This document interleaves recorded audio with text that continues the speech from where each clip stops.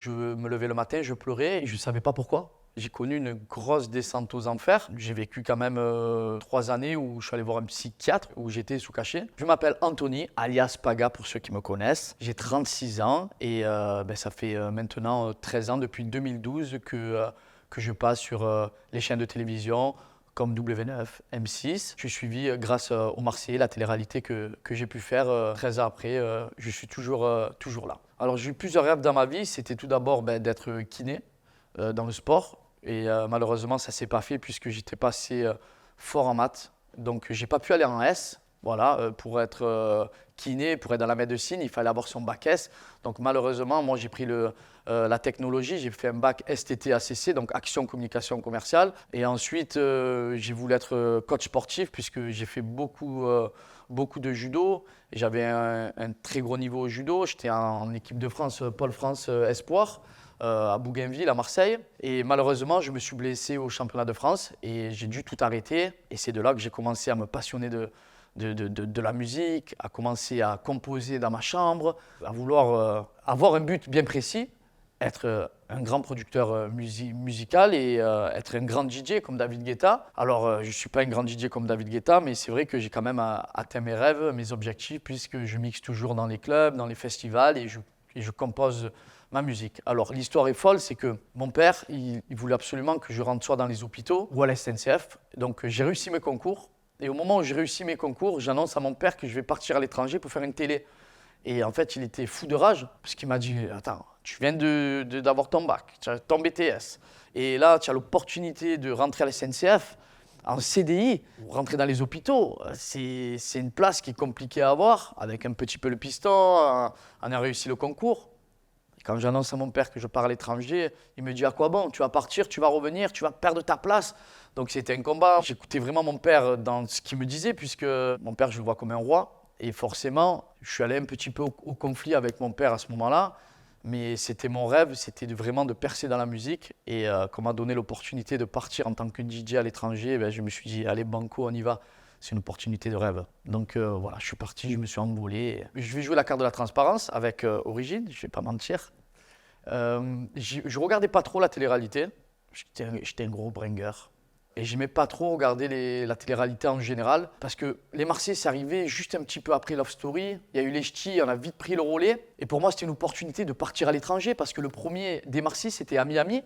Et on m'a donné l'opportunité de partir pour pouvoir mixer. Parce que moi, je suis parti en tant que Paga, donc Anthony alias Paga, aller en gros conquérir l'Amérique, conquérir Miami. Et moi, je connaissais strictement personne. En tant que Marseillais, j'avais jamais pris l'avion de ma vie. Moi, je suis plein d'angoisse, je suis hypochondriaque, je suis claustrophobe. Et il fallait que je quitte ma famille, mon père et ma mère, parce que je suis fils unique, mes amis, pour partir à l'autre bout du monde pour essayer d'être le plus grand DJ au monde.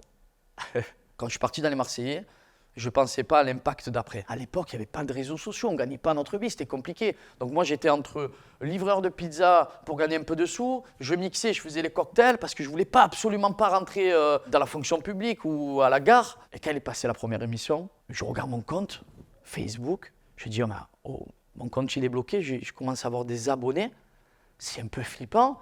D'un côté, c'est gratifiant. Et là, quand je suis sorti la première fois, j'entends, mais c'est pas le petit Paga des Marseillais.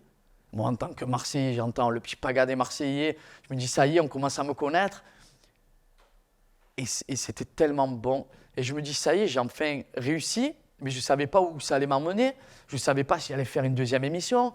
Je me suis dit, mais maintenant, je suis connu. Et si demain, tout s'arrête, est-ce que toute ma vie, on va me reconnaître et je vais faire des photos et je vais travailler pour gagner 1500 € et derrière, ça va en pâtir sur ma vie de tous les jours, avoir du stress à faire des photos. Enfin, j'étais dans un genre de tourbillon où je ne savais pas trop ce que ma vie allait en devenir.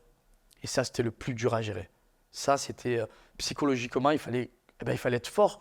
Malgré tout, voilà, on a été testé par des psys pour savoir si on était capable aussi de pouvoir faire ces émissions-là, parce que du jour au lendemain, on te dit que tu peux devenir une resta, et moi, j'y croyais pas. Pour moi, c'était loin tout ça. Il y en a qui se retrouvent du jour au lendemain connus, à pu être connus, à reprendre un boulot normal, parce qu'on a la chance de faire un boulot où on gagne bien notre vie, où on est suivi, où on donne de l'amour, des sourires. Mais il y en a, à contrepartie, où ça peut être douloureux, parce que du jour au lendemain, tu peux te retrouver comme une personne lambda. Et ça, c'est le plus dur, le revers de la médaille.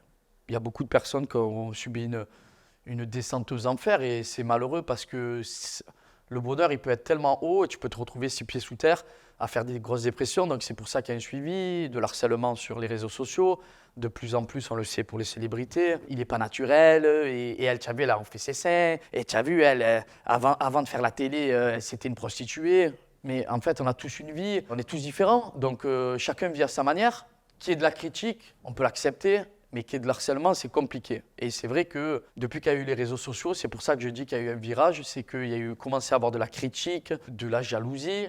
Et du coup, il y a des personnes qui ont mal fini, il y a eu beaucoup de suicides, que ce soit dans la télé-réalité ou avec les personnalités en général. J'ai connu une grosse descente aux enfers. J'ai vécu quand même 3 années où je suis allé voir un psychiatre, un psychologue, où j'étais sous cachet, parce que je me levais le matin, je pleurais et je ne savais pas pourquoi. Alors, ne me demandez pas pourquoi, je n'ai jamais su jusqu'à l'heure d'aujourd'hui. J'avais peur de sortir de chez moi, quand il a commencé à avoir Snapchat, les réseaux sociaux. C'était compliqué, je ne sais pas, j'étais enfermé dans ma bulle.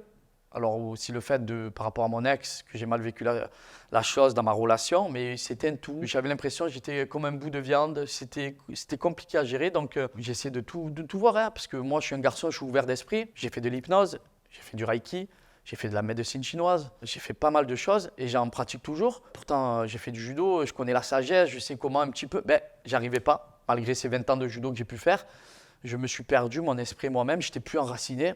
Donc j'ai dû prendre des cachets avec un suivi bien évidemment et ce qui m'a permis de relever la tête de l'eau, de reprendre le sport et de me dire allez Paga, sors de ta bulle, vis comme une personne normale, arrête de t'enfermer, arrête d'avoir peur, arrête parce que j'avais cette angoisse, cette peur et c'est aussi qui m'a déclenché tout ça et puis j'ai réussi à sortir la tête de l'eau, je peux remercier le bon Dieu et voilà jusqu'à présent maintenant fini pour moi, c'est caché depuis 4-5 ans et je sais que des fois j'ai des petits pics qui me redescendent donc obligé de reprendre soin de moi, de faire du sport, quand je vois que je bringue trop, de lever un petit peu le pied, de reprendre une vie saine et de me retirer un petit peu des réseaux sociaux parce que c'est aussi en partie à cause de ça que le monde va mal. Alors c'est bien pour le business, mais je pense que c'est pas bien les réseaux sociaux pour le monde, tout simplement. C'est vrai que je comprenais à l'époque, en vrai, avec du recul, que la télé-réalité, elle pouvait être dangereuse pour les jeunes et c'est pour ça que les Marseillais, très vite, le CSA s'est mis en place sur la cigarette,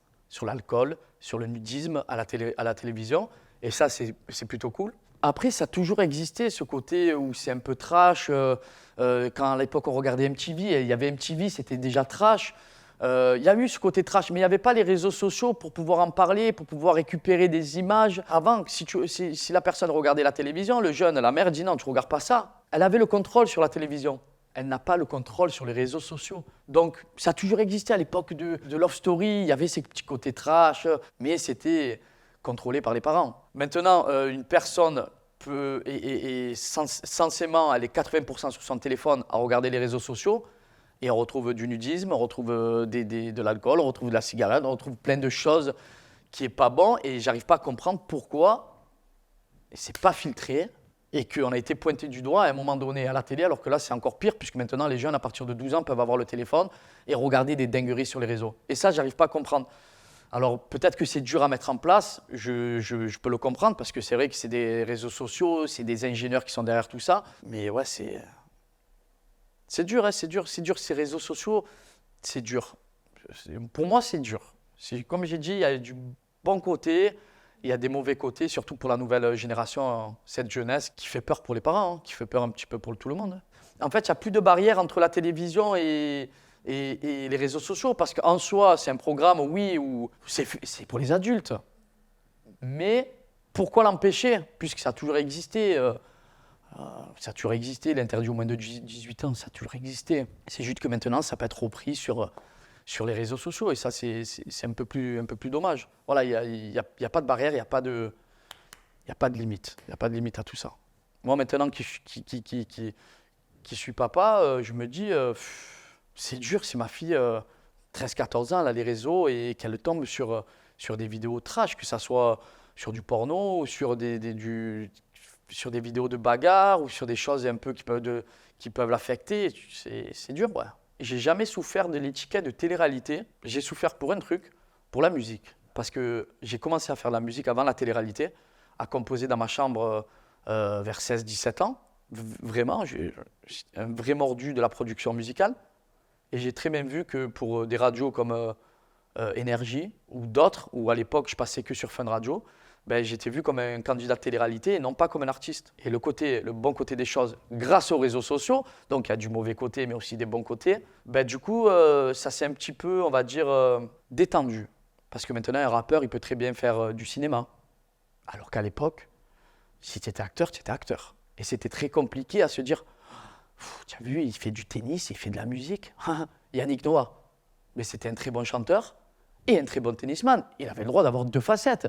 Et pourquoi j'ai pas le droit, moi, d'être un artiste musical, de réussir dans la télé-réalité, de réussir dans le business et de réussir dans le cinéma et de réussir dans des livres. D'ailleurs, j'ai fait du cinéma et au final, j'ai écrit mon livre et j'ai fait une musique avec Soprano et Jimmy Sack. Donc, je suis arrivé vraiment à tout faire. C'était plus fermé avant. Maintenant, avec les plateformes, ça s'est aussi ouvert. Donc, les radios, maintenant, tu veux pas passer mon son? C'est pas grave, je finis sur les plateformes. Ça a bien aidé aussi pour tout ça. Et ça a bien aidé parce que je pense qu'il y a pas mal de talents qui ont réussi à percer grâce aux plateformes musicales. Parce que le milieu de la musique, le milieu de la radio était très, très fermé avant. Et donc, moi, je suis content pour ça. C'est pour laisser aussi à la jeunesse la chance de pouvoir réussir dans ce qu'ils souhaitent. Que ça soit dans la danse classique, comme dans la musique, comme dans le cinéma, dans tout. Si tu as l'espoir, si tu crois, si tu peux te battre, si tu sens que tu as du talent, ben, tu peux y arriver. Moi, je suis content de ça. C'est que moi, à mon époque, c'était tout fermé. Et là, je vois que maintenant, ben, grâce aux réseaux sociaux, c'est pour ça que je dis qu'il y a du mauvais côté, mais aussi du bon côté, ben, que des jeunes peuvent réussir et peuvent croire en leur avenir. Et ça, c'est cool.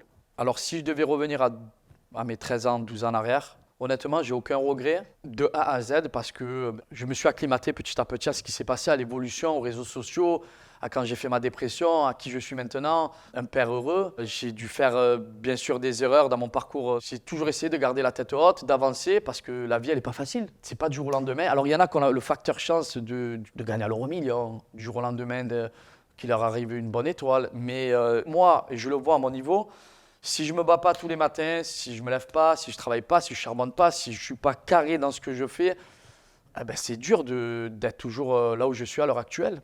Parce que le travail, il n'y a que le travail qui paye, en réalité. Mais sinon, je n'ai aucun regret parce que je suis resté moi-même. Et je suis fier d'être resté moi-même parce que je sais qu'on peut très vite prendre la grosse tête et très vite mal tourner. Et puis, en fait, je suis fier de continuer à vivre à Marseille. J'ai toute ma famille qui est là, j'ai tous mes amis. Ma fille, elle est née à Marseille. Je suis fier d'être Marseillais, je suis fier d'être dans ce beau pays qu'est la France. Je me sens bien vraiment et je ne critique pas du tout les gens qui sont partis à l'étranger, bien au contraire. C'est leur choix et moi, je respecte tout le monde. Tant que tu es heureux dans ta vie, tant que tu ouvres les yeux le matin et que tu es heureux, c'est ce qu'il y a de plus important. On s'en fout du regard des autres. Que tu gagnes 1 euro ou 100 000 euros, le plus important, c'est vraiment le bonheur et la santé. Et je me répète à le dire parce que j'ai fait une grosse dépression pendant 3 ans. Et j'étais seul au monde à me battre, à combattre tous les jours avec mon cerveau, ma tête. Et c'est pas facile. Donc voilà, le conseil que je peux donner, c'est soyez heureux. Et en vrai, soyez heureux et en bonne santé. Profitez avec les amis, la famille. Vraiment, il n'y a que ça de vrai. On n'est que de passage sur Terre. Pas de regrets, bien au contraire. J'essaye toujours d'apporter mon petit sourire, mon petit soleil, ma petite lumière. Parce que je sais que je suis quelqu'un de joyeux. Et je peux remercier aussi mon père et ma mère qui m'ont donné une bonne éducation. Je peux que remercier ma bonne étoile, je peux me remercier à moi, mon éducation, à ma production qui m'ont fait confiance aussi. Il y a mon côté un petit peu autiste, un petit peu un artiste incompris. Mais voilà, sinon, zéro regret, vraiment. Je n'ai pas craché dans la soupe, bien au contraire. Je suis en train actuellement de faire d'autres programmes qui s'appellent C'est la famille. On m'a proposé aussi encore de tourner un film. J'étais en train d'écrire un film et ça s'est arrêté parce qu'il y a eu des petits soucis, mais j'espère m'y remettre un jour. Télé-réalité, pour moi, je ne veux plus trop. Enfin, je ne veux plus du tout même. Continuer à me suivre dans mon quotidien, bien sûr. J'ai plein d'autres projets, que ce soit dans le business, que ce soit toujours dans la musique. Donc voilà, mais la télé-réalité, pour moi, je pense que c'est terminé. Télé-réalité, hein, proprement dit le mot, en pur et dur, télé-réalité, je pense pas. Voilà, honnêtement, je pense que j'ai évolué, je sais de quoi je suis capable et je sais ce que je veux maintenant dans ma vie. Du coup, j'ai eu la chance, une année très fructueuse en 2023, c'est de m'être marié, d'avoir eu la chance d'avoir une petite fille qui est de Georgia, d'avoir sorti un son avec Soprano, avec Jimmy Sax, d'avoir tourné dans les Déguns 2 et d'avoir sorti mon livre qui est Marseille, plus qu'une ville, un pays. Voilà, parce que pour moi, je considère que Marseille, c'est plus qu'une ville, mais c'est un pays en tant que Marseillais. tu vois Marseille comme quelque chose de grandiose avec ses cultures, avec l'apéro, avec les calanques, Notre-Dame de la Garde, l'Olympique de Marseille. Cette culture qui est à Marseille, pour nous, c'est important. Et je voulais la faire découvrir donc un petit peu à la France, parce que je sais que des fois, Marseille, c'est beaucoup critiqué et pointé du doigt. Il y a beaucoup de bons côtés, comme il y a des mauvais côtés, comme dans le monde entier. J'essaie de faire découvrir Marseille, cette belle ville, un petit peu à tout le monde, parce que ça me tient à cœur.